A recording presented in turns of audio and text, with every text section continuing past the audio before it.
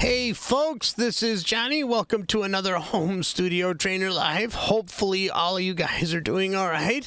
I wish I could actually get these get the announcements for the shows out a little bit sooner. It's really hard working two jobs, and yeah, that sounds like I'm whining. I don't mean it that way. It's just tough because sometimes I don't know if I'm going to be working late and I have to move the show or whatever. So I am considering maybe even moving the show to Sundays. So let me know what you guys think about that, because it's because I'm off on Sundays. So it would be a lot easier to actually schedule other shows. All right. Hello, everyone. Just Bob is here. Kyle Jedruziak is here. So is Neil Thompson. Good to see you guys. Looks like there's something wrong with the stream. I have no idea what's going on. There we go. Not quite sure if you guys caught all of that. So anyway, what I was saying was being able to actually pre-schedule these live streams because I work on Fridays. So since I don't work Sundays, what do you guys feel about moving these to Sundays? I'm not quite sure what time you guys would want to do that. It would be a lot easier for me, seeing that Now, when I started doing these again, my job 2 weeks later actually changed my schedule. So let me know what you guys think about possibly moving the show to Sunday. Oh wait, actually that's Johnny's night, isn't it? Fudge. Yeah, I don't wanna go over his. What time on Sunday, says Just Bob? Yeah, you know what? I don't think I'd want to do that. I don't think I'd want to step on Johnny. So let me rethink everything. Let me rethink this. I just want to be able to actually do these shows and be able to kind of pre-schedule them and set things up, invite guests, and maybe even some online guests and things like that.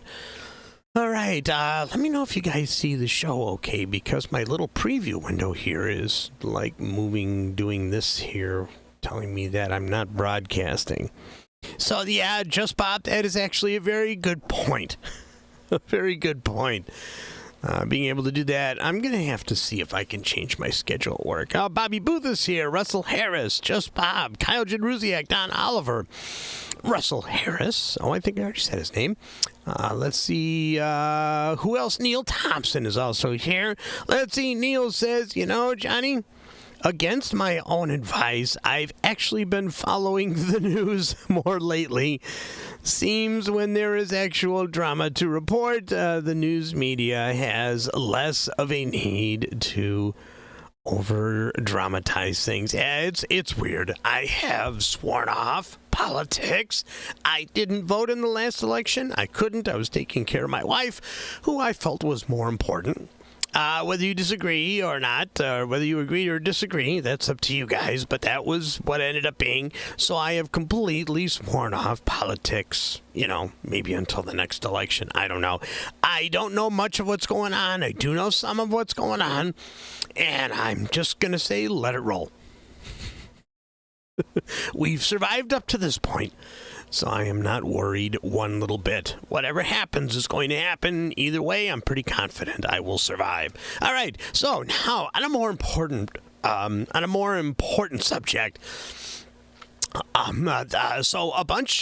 have done a ton of Zooms this last 2 weeks. It has been crazy. Just helping people. Some of the Zooms are only 10 or 15 minutes long. I don't charge for anything like that. If you want to schedule some sort of a lesson, then we can actually talk about money changing hands. But for the most part, I've just been doing a ton of these little Zoom sessions for people. Just to help them through some of the issues, some of the login issues that people have been having.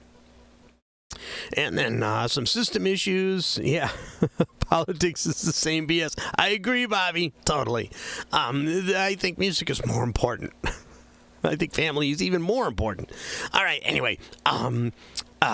So the Zoom sessions and getting with people in the the Personas Studio One main group. There's like 45,000 people in there now, and the PMs and everything just really keep rolling in. I want to thank you guys for trusting me with some of the issues you guys are having. So it is quite cool. Russell Harris says, I agree with Neil. Go an hour before Johnny. You think that would work? You think that would work? I just don't want to step on Johnny's show because I watched Johnny's show.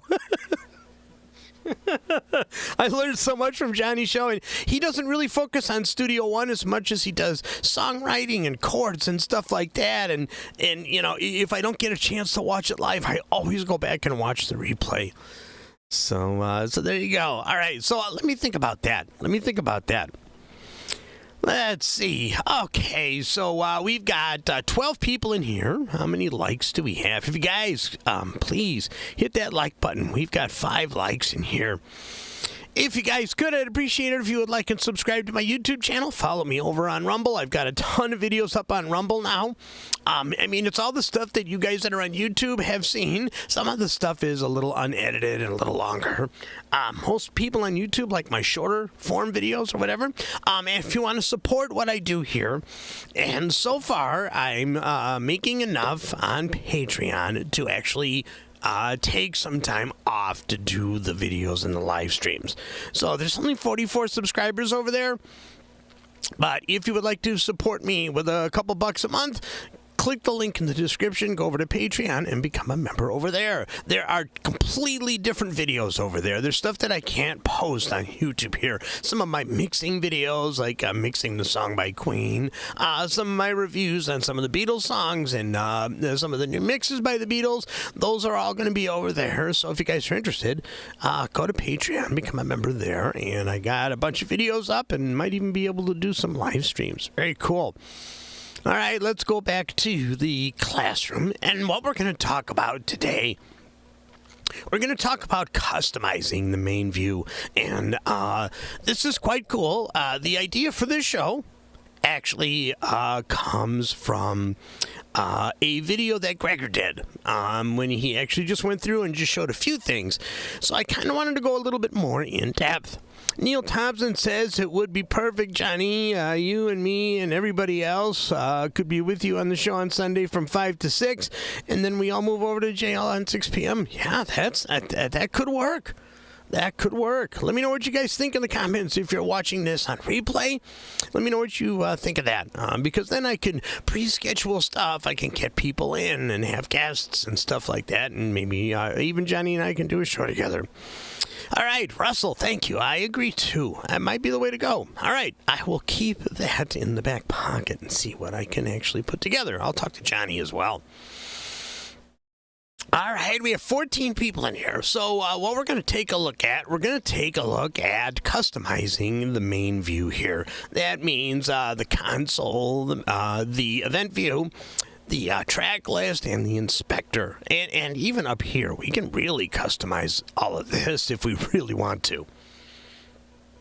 All right, hopefully you guys can handle my voice today. I'm going to try to take deep breaths and talk slowly. So just Bob asked the question, he goes, if you do Sundays, what time would that be? That would be probably at 5. That's what we're kind of talking about. So you guys would actually get 2 hours of entertainment there. All right. Let me warm up the throat here. Oh, I got to get my water.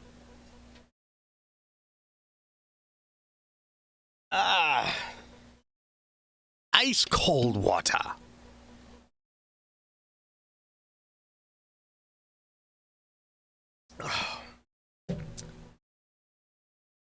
I have been on a crazy water kick. That's all I'm drinking is water. And when you're 60 years old, that equals a lot of trips to the bathroom. So if you do decide to drink a couple of these a day, man, be careful. Be careful. You might want to reduce the flushes because you're going to get a higher water bill. Not only drinking it, but flushing it. Let's see, 5 p.m. is cool, says Just Bob. Okay, cool. Excellent. All right, so when you're actually looking at the main view, you have a lot of things that you can see here that I've actually customized some of it, and I'll show you that in a sec. So, depending on what kind of track you have selected here, like right now I have an instrument track selected. Here I have an audio track selected. So, you're going to have different options here that show up in the inspector. We're going to start with the inspector.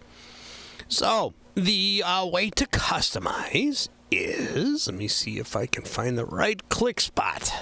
There it is. All right, so if you click anywhere in this area, you know, in between all of the icons here, you will have a customize option. You know, let me go to a fuller screen. There we go. So up here, I'm going to right click. All right. Yeah, for you guys see the HST. You won't see that on yours. So if you click here, you say customize. You get this beautiful window. Just like that. So across the top, you can see you can customize the toolbar. You can see you can customize the inspector. Here you can customize the transport. And then, of course, the browser, which is really cool because there are some things here that people don't use. All right, we're going to start with the inspector.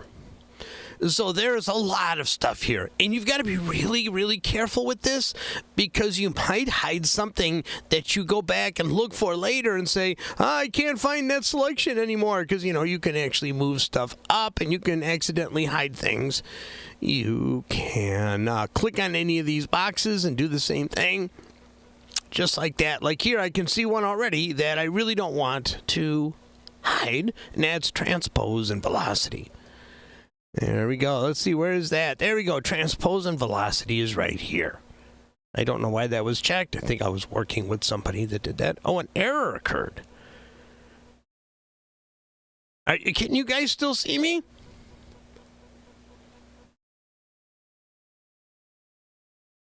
Can you guys still see me? Because my live stream signal says that an error occurred.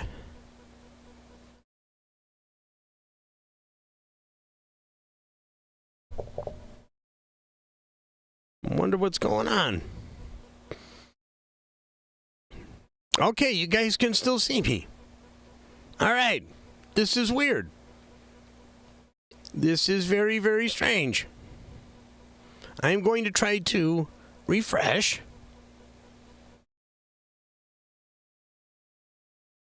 Let's see if this helps. Okay. All right, it's back.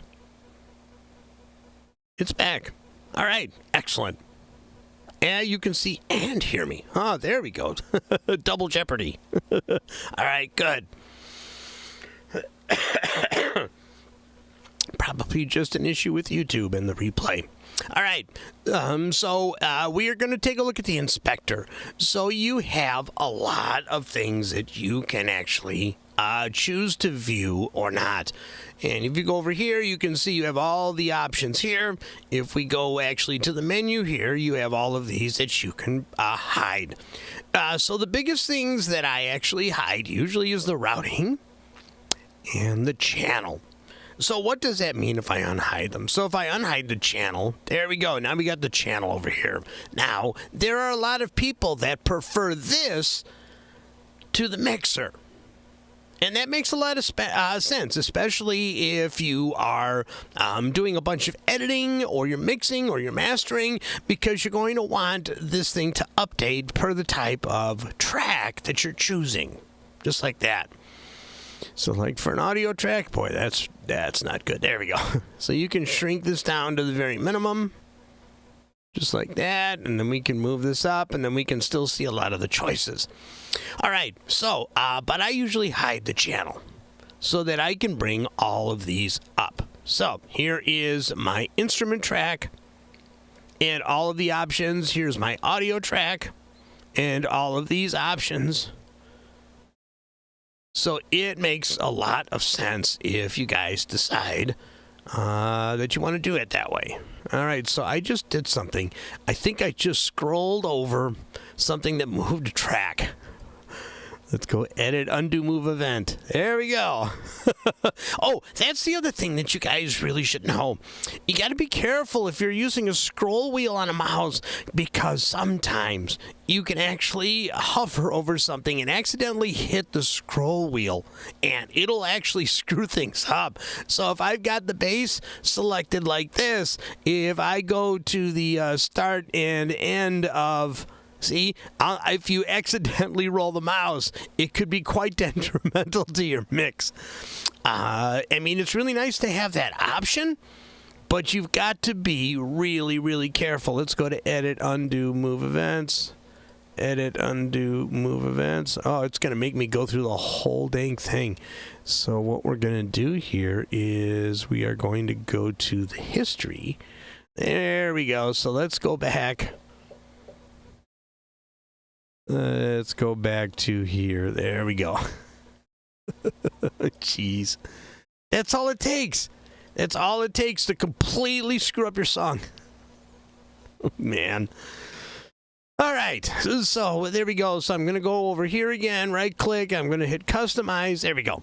All right. So in the inspector, you have all of these things that you can really turn off to help you with the view of your inspector.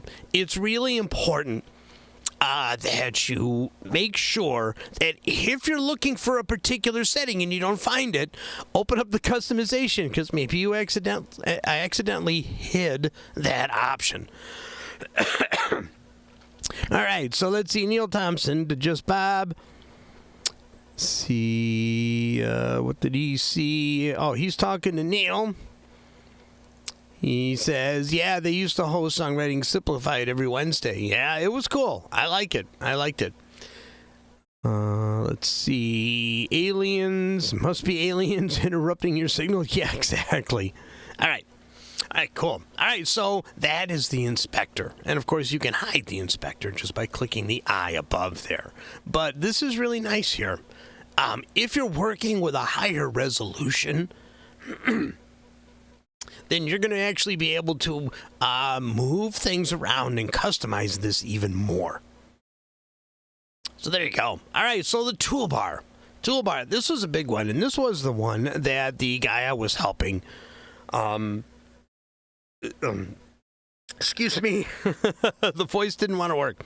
The guy that I was helping, he was having a really big issue with this. And when I showed him this, he's like, oh, I remember that now. All right. So for those of you, now this is for people that accidentally open the scratch pad and sometimes don't realize that they clicked on something. So the scratch pad option is right here. And opens this up, and it opens up this little area, and people are like, oh, what the hell did I do? What did I click? You can actually hide that. Beep. There we go. It's gone. If you're not using the launcher, you can hide that as well. Let's see, what else would you want to hide? Control link, yeah, you don't want to hide that. I mean, you could if you don't use the control link option here. This is to actually set up your hardware. You could hide that. Yeah, and you got a whole ton of room now.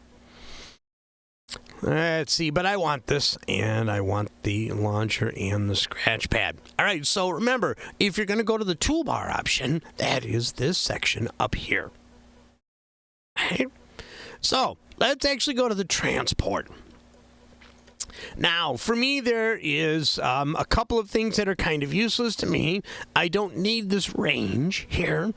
So let's see if we can actually find that. That's the loop length. I never really use that. Loop range. Boom. There we go. Now we've opened up even more room here. I usually keep all of this. I like being able to go to the performance. Let's see, the 48. That's a really good reminder. And let's see. Oh, this is the record time that you have left. I've got 42 days and 13 hours. If I was to start recording now, I could record a track for 42 days. So what is this actually called? This is called the remaining record time. So let's go here And record time. Boom. There we go. We don't need that. I do like the 2 counter options.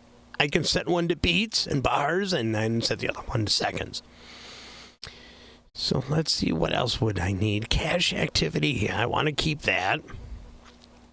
There we go. There's this sync option. Not quite sure. Sync to external devices. Oh, yes, and that's also in the preferences or settings page. So this is the sync option. So let's see if I can actually get rid of that. Sync to external devices. Boom. There we go. So now we're opening up a lot of room down here. Let's see the timing. I definitely want to keep the key, the transpose, the tempo, of course. All right, perfect. So this is actually good for me. This is really all I need to see down here. Now, one thing that I wish it would let you do, I wish it would actually let you increase the size of the transport. I wish that was possible. All right, let's see, we did the toolbar, the inspector, the transport. Let's look at the browser. All right, so I don't know about you guys, but for me, I don't usually use the cloud settings. I've never been able... Let's see, I can actually sign in. There we go. So I can get to my Personas Exchange. There we go. So that works. So let's see, Studio One Pro. This is going to tell me all of the things that I can download. And SoundCloud. SoundCloud never works for me. I don't think that this is working for anybody. And what I should be able to see, the songs that I have up on SoundCloud. But I know I got the login right. I don't know how to log out of this and then back into it. So just kind of leave it where it is there. Let's see. I'm looking at the chat. Let's see. I don't need, the scratch pad, right? I scratched myself. Very good. That was good. All right, so for me, I can probably see if I hide the cloud. Oh, there we go. Now I just have what I need up here. Oh, actually, the cloud I want. The shop I don't need. Let's see what's in the shop. Yeah, the shop doesn't really do much for me. It always asks me to sign in. But I'm going to actually hide the shop because I don't need it. There we go. The pool, definitely I need. I don't use Splice that often, so I'm going to hide Splice. Loops and effects and everything. Okay, there we go. All right, so now I have Studio One set up the way that I want. To be able to customize the toolbars so you can shrink it down. That is also very useful if you've got a lower resolution monitor and everything's really, really big. You can customize things to hide them if you don't need them and if they're taking up too much room and you're missing other things. So, all right, so somebody asked about the control link. All right. If you want, you can hide control link. Let's go to the toolbar again. Let's go to control link. There you go. It's the top one. All right. So I have actually hid control link. So the question is, so how are you going to access that? Well, if you open up a VST instrument, you do have the ability to open up control link from here by clicking on this little cog wheel. There we go. There's control link there. So usually the only thing you're really going to want to actually hook up external controllers is to either plugins or VST instruments. So it's very rare that you're going to want to hook up to the mixer because you're probably either using, maybe you're using a fader port or whatever. So you would only really need the control link part of this if you were actually going to hook up control link to one of these things. But for the most part, you're going to have the control link option here in all your effects plugins, third party or native, or you're going to need it and you will have it for VST instruments. When it's blue, it means control link is open. So those are a couple of other kind of ways to customize things. If you're going to hide Control Link from the top, you can open up Control Link in each of your VST instruments and your VST plugins. Hey, Alien Intelligence Agency says, good evening. Good evening. Good to see you. Glad you could make it. We have 16 people in here. If you guys have any questions, type in the chat. Type in @Home Studio Trainer. And that way it'll light up in a yellow box and I'll be able to see it and I can answer your question right away. All right, that's pretty much it for the customization. Don Oliver says, when you highlight a track in the event, what does send to front or send to back mean? That is a great question. All right, so let's say you can use this in a couple of different ways. So let me take, for example, again, that's a great question. Okay, so I am going to mute all of the tracks except for one, and I'll show you. All right. So, if I unmute the vocal, when I see you falling down from the sky. All right, I am desperately trying to get my mouse to make this wider. Here we go.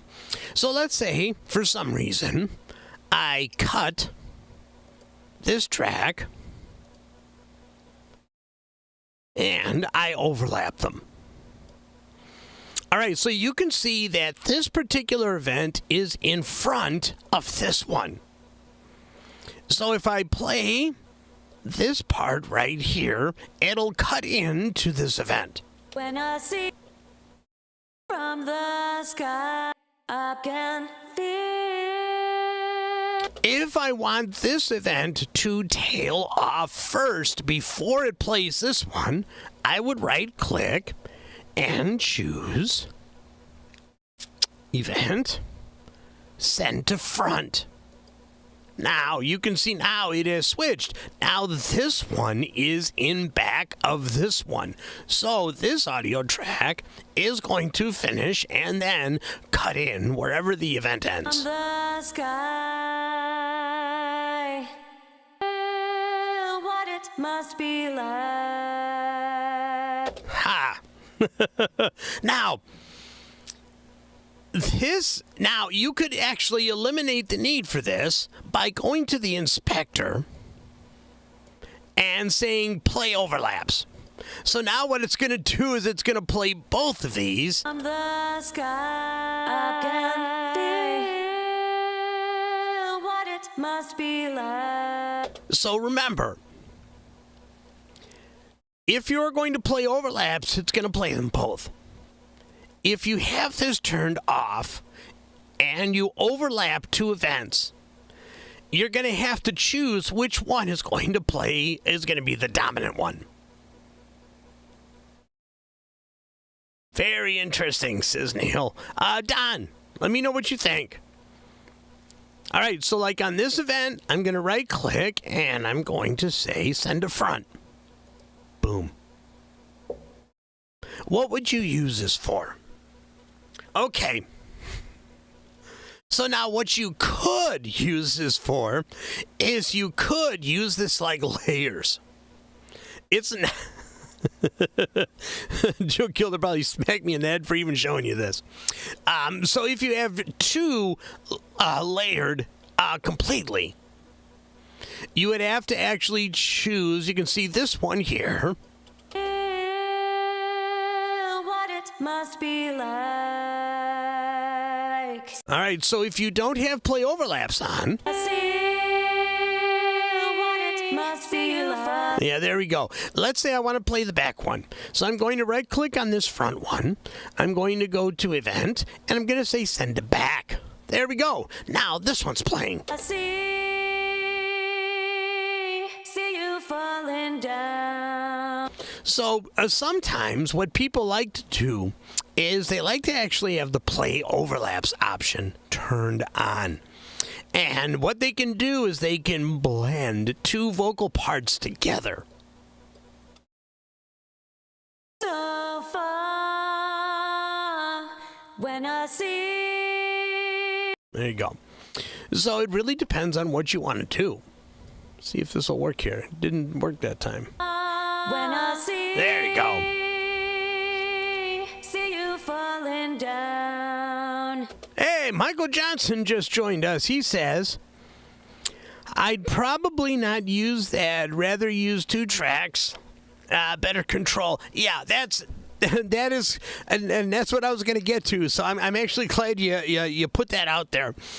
So the easiest way, if you're going to start overlapping stuff, it's better to just bring it down to its own track and do it that way. See if I can do this here.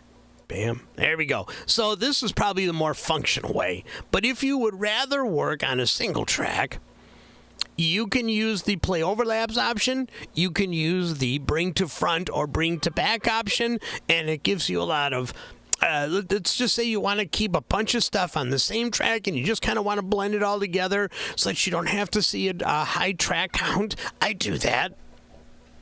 I do that sometimes with backup vocals. But that is, and I haven't seen Don, because he said, when you highlight a track, what does bring to front, send to back mean? So Don, let me know that you actually caught that. Let's see, Mike also says, but I'm sure there are maybe some use cases for it. Yeah, and just kind of what I described. Not really, I think it's more work to mess around with the play overlaps and the bring the front and send it back. But, let's see, even if you're not using it for layers, I could see this being handy as a special case tool. Absolutely. And if I use it, that's what I use it for. I do. Sometimes I'll just simply use the layers if I've got a couple of different drum tracks. Sometimes if I've actually just, copy and pasted a particular drum part over another drum part, it's nice to be able to just go send it back, send a front if I just want to keep them on the same track and I don't have to do much messing around. So, yeah. So let's see. Don Oliver says, thanks. Really had me stumped. Never used it before. And you probably never will. But it's a great question. I'm glad you asked it. All right, Just Bob says, can you pan? Oh, can you pan them separately? Oh, you're going to make me do this, aren't you? Yes, you can if you're using event effects. All right, I'll show you. All right, so let's take this event and let's go to the effects. Let's go to Personas and let's look for the mix tool. All right, here's the mix tool. I think this has what I need. All right, I'm going to drag this on the first. Did that not work? Oh, it's working. There we go. Oh, no, that's going to be the wrong one. That is going to be the wrong one. Let me go over here and remove the mix tool. All right, so what I'm going to want is the binaural pan. There we go, binaural pan. So I'm going to take the binaural pan and I'm going to put it on the first event. And then I'm going to take another binaural pan and put it on the second event. All right, so now technically I can pan this one this way and this one this way. So now let's get them to overlap. Let's make sure our play overlaps. Here we go. So what you're going to hear one, this vocal here on one side. You're going to hear this one overlap the first one and come in on the other side. Must be like so far when I see you falling down. See how that works?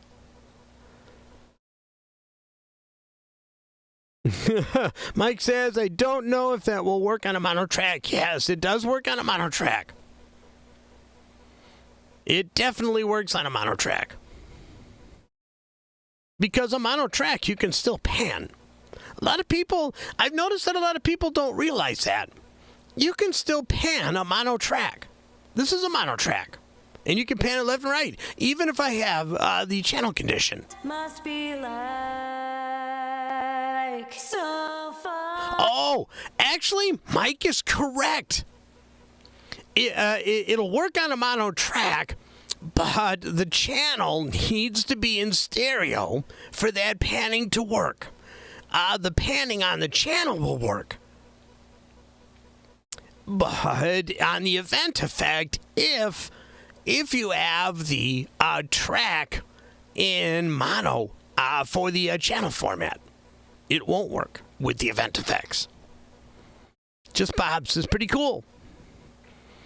Mark Holly says, why not use 2 tracks? Yes, absolutely. Yeah, and that would be the best bet. Mark, you are 100% right. Oh my goodness, we got 26 people in here. Excellent.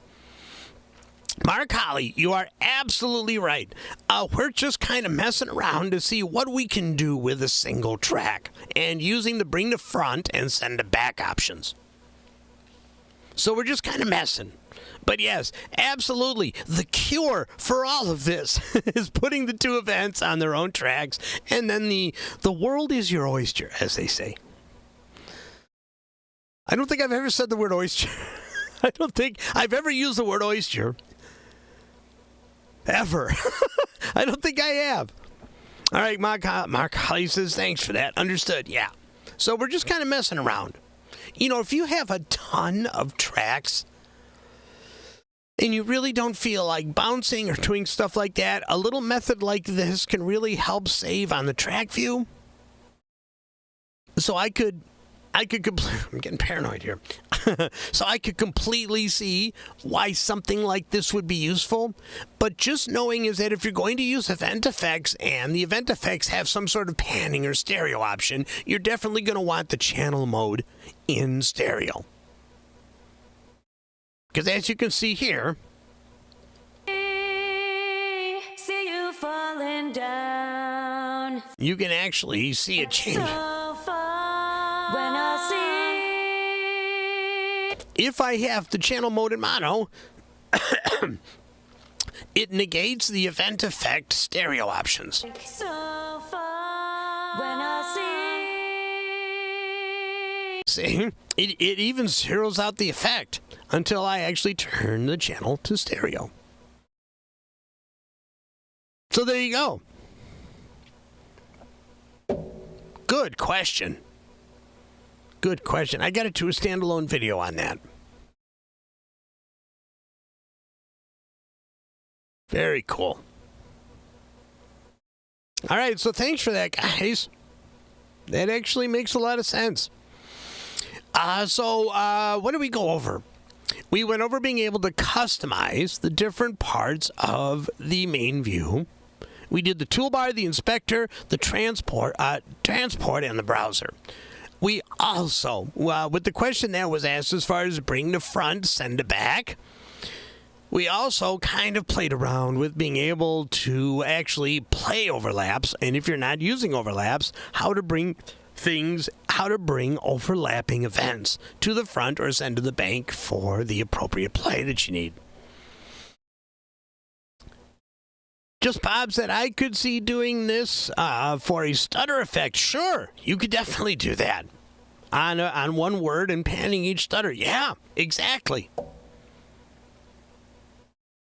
Yeah, that would work. And Michael Johnson agrees with you. Hey, Mike, it's really good to see you. Haven't talked to you for a while. All right, so there you have it. That was a really good question. All right, I got a few minutes left here. We have 19 people. We had at one point, we had 26. If you guys could, I would super appreciate it. If you would like and even subscribe to my channel here on YouTube. If you're watching this over on Rumble, please hit the follow button if you want to help support what I do here. Click the link in the description, go to Patreon, and you can support me there for as little as $1. $1, I meant to say. And Mike says it's good to see you and everyone. Awesome. Neil Thompson says, Johnny, it seems like your voice is finally making some good comeback. Well, it's hard to make this voice, but if you guys notice, I'm talking at a much higher register, which is fine. And it's hard to stay up at this octave because my regular voice is gone. I can't do anything with it. I can't carry a tune in a bucket. I can't order food in a restaurant unless I say, I'd like a cheeseburger and fries. For the live stream, it works good. And if I really pump up my chest and really, not really push hard, but kind of squeeze my throat, I can talk like this at this higher register, and my voice is really nice and smooth. But you could actually, the stress on my throat is very much like, whoops, hold on a second. The stress on my throat is very much like you climbing a ladder as fast as you can. That's what it's like. It's really like trying to speed climb stairs. But it works. Now, if I get mad or upset, I can really build a note. Oh, one thing I've started doing is I've started, believe it or not, I've started bowling again. Bowling, like bowling down, bowling, throwing a bowling ball down the lane and hitting a bunch of pins. I'm not sure if my throat was actually saying bowling, right? And I found that if I'm doing good, and so far my average is 160, so I'm really happy with that. Nothing close to where I was when I was younger. When I was bowling 30 years ago, my average was 190, 185 for bowling. I was taught by my father, who was a professional bowler, and I've always done well when it comes to bowling. So I'm struggling right now. I had to go from a 16-pound ball to a 12. And the pro shop told me, you're not going to get very high games with a 12-pound ball. Well, I practiced today because I got a league on Monday, a senior league. That killed me. I went to go look for a league for bowling, and they said, how old are you? I said, I'm 60. I'll be 60 in August. They said, oh, you want a senior league? I do?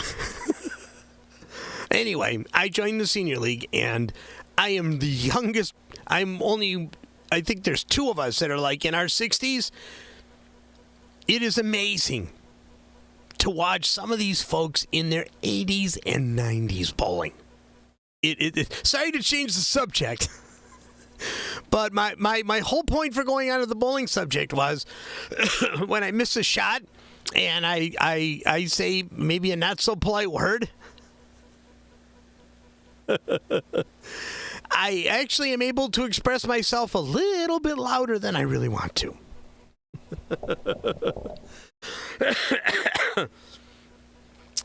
But it's fun. It is. I haven't, before actually joining this league, I hadn't bowled really at all since 1998, maybe 1995. And, it really feels good. Really, really does. Just Bob says, highest I ever bowled was a 274. Nice. Average was 160. Perfect. Yeah, that's really, well, this is a handicap league, so it's good.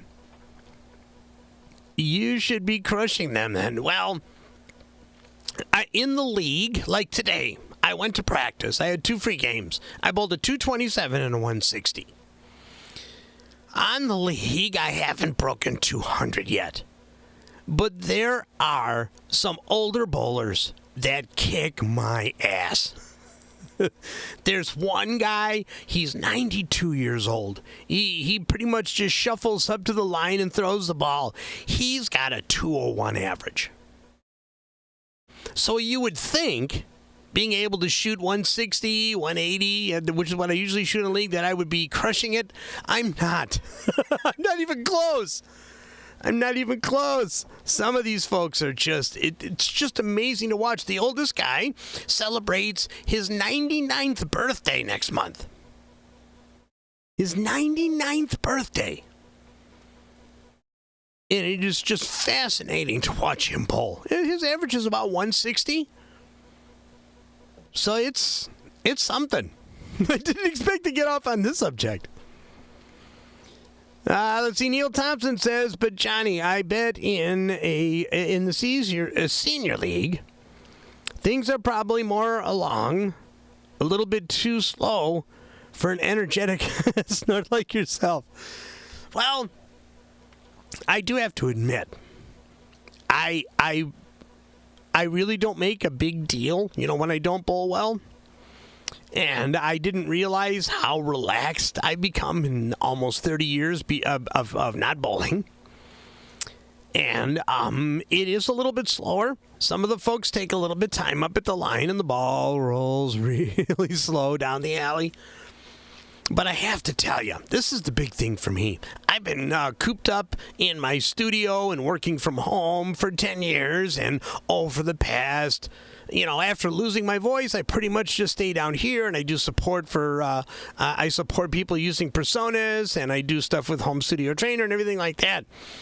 Most of my friends moved away, so I only talk to them on, Facebook.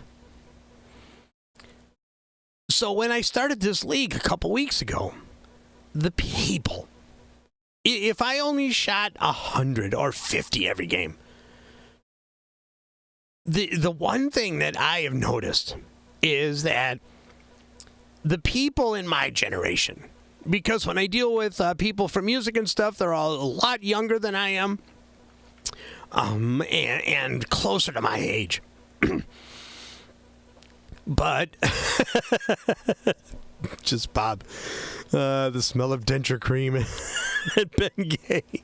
No, I haven't experienced that yet.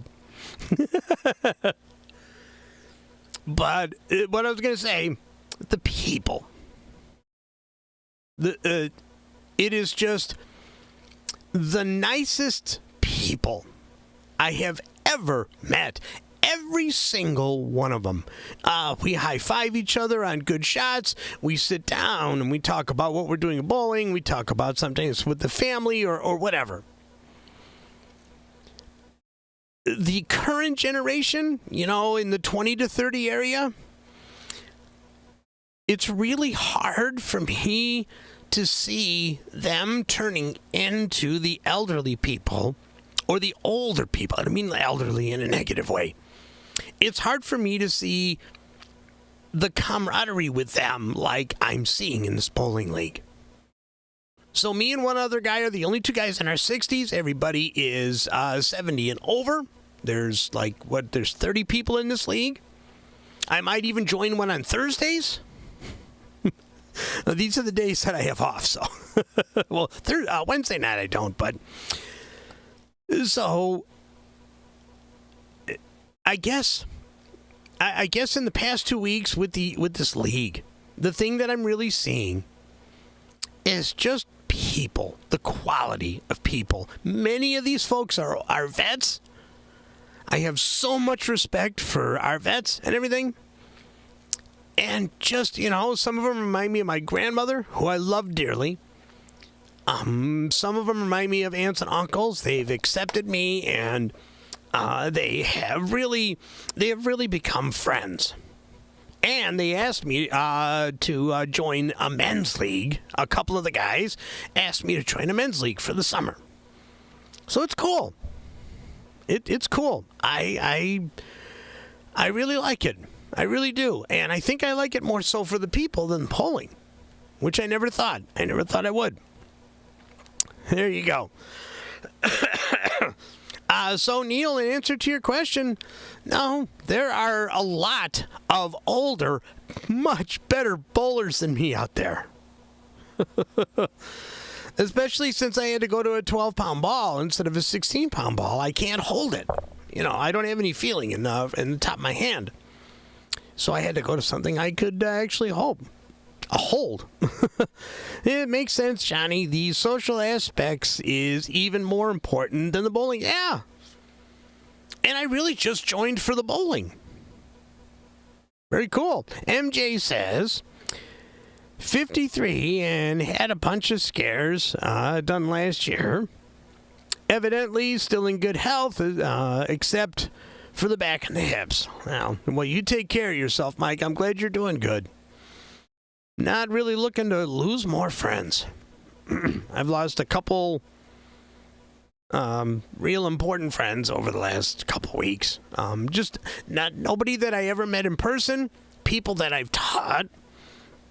I had this wonderful 74-year-old guy who learned Studio One, doesn't use any effects, doesn't use any instruments, basically just uses it as a tape player, and he passed away a couple of days ago. I was very, very sad to see him go because he was so excited about all of this. Crazy, crazy, crazy. All right, so that's going to do it for me, guys. If you guys have any questions or anything follow-up, sorry about the off-topic bowling part, but I really wanted to, just kind of share that with you guys because I consider you guys family. 12 people left. I started talking about bowling and half of my viewers left. All right. So if you got any questions or comments, please feel free to leave them in the comment section below. You can also find me on Facebook. All of those links are in the description.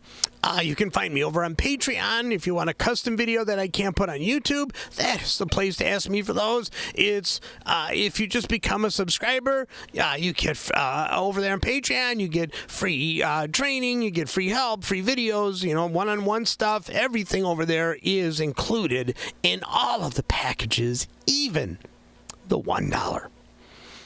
All right, very cool. Mike says, I miss you all. Yeah, we miss you too, Mike. Very cool.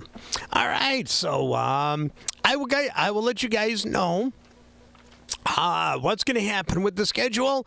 Just keep an eye out for the announcements. I'm desperately going to try to announce more than 5 minutes before the show. But we did have 26 people in here at one point, and it looks like we've got 13 likes. All right, that's cool. That's a good not so round number. Off Topic is fun, says, no relation. Oh, that's a cool name. No relation. No as in K-N-O-W. Very, very cool. All right. Again, leave your comments in the comments area. It's going to be it for me tonight, and I will see you on the next video. Take care.